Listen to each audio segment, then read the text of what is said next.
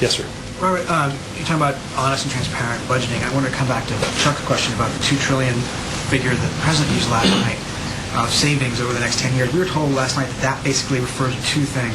One is the expiration of tax cuts on the wealthy that would happen next year, and two is a reduction of what we are currently spending in Iraq. I think that's certainly a decent part of it. I don't know, not having seen, or at least not having in front of me the formal documents to know whether that's 100%. But let me ask, is it transparent to say that tax increases are part of savings?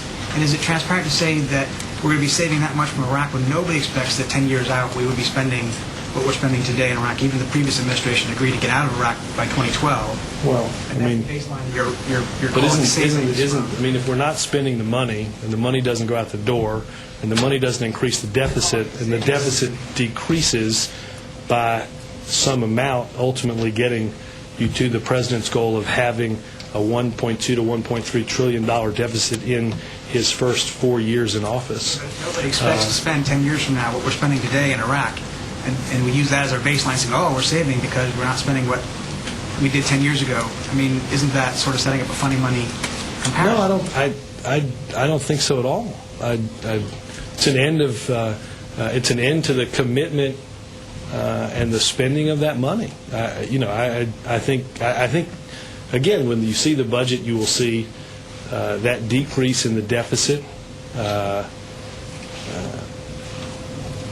and that's reflected both where we start and where we'll end over a 4-year period of time in terms of budget deficits.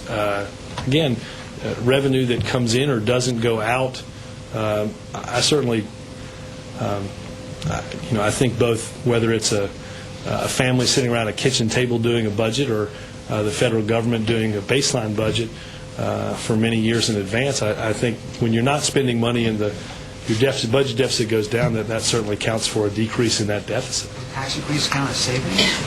Again, it's you've got additional revenue, as the President I think clearly said. Tax cuts for people for families that are making $250,000 or more a year, $250,000 or more. Again, that's an increase in the amount of money that identify savings. That's not savings. Again, I think some of this will be clearer when we can